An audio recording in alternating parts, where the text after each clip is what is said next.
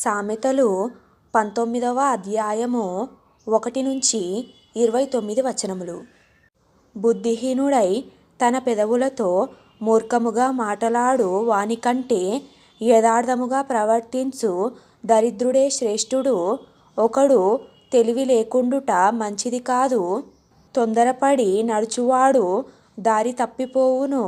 ఒకని మూర్ఖత వాని ప్రవర్తనను తారుమారు చేయును. అట్టివాడు హృదయమున యెహోవా మీద కోపించును. ధనము గలవానికి స్నేహితులు అధికముగా నుందురు. దరిద్రుడు తన స్నేహితులను పోగొట్టుకొనును. కూటసాక్షి శిక్ష నొందకపోడు. అబద్ధములాడువాడు తప్పించుకొనడు. అనేకులు గొప్పవారి కటాక్షము వెదకుదురు.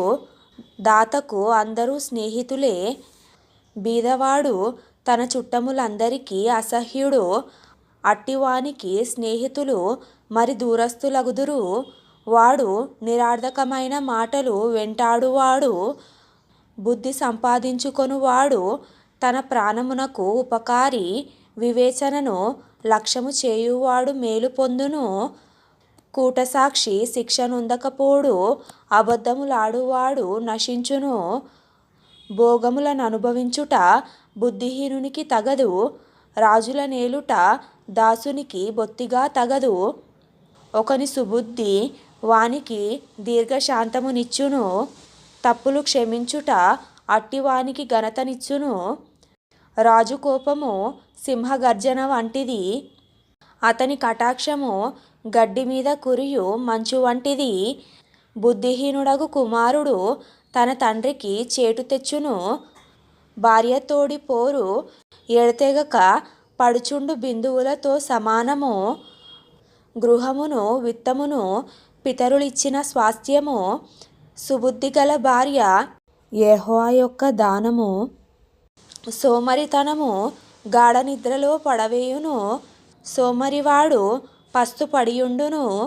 ఆజ్ఞను గైకొనువాడు తన్ను కాపాడుకొనువాడు. తన ప్రవర్తన విషయమై అజాగ్రత్తగా నుండువాడు చచ్చును. బీదలను కనికరించువాడు యెహోవాకు అప్పిచ్చువాడు.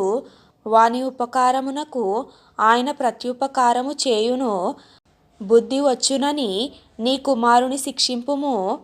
అయితే వాడు చావవలెనని కోరవద్దు. మహాకోపియగువాడు దండన తప్పించుకొనడు.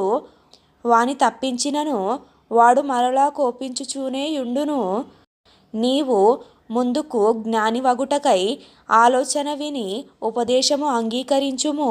నరుని హృదయములో ఆలోచనలు అనేకములుగా పుట్టును.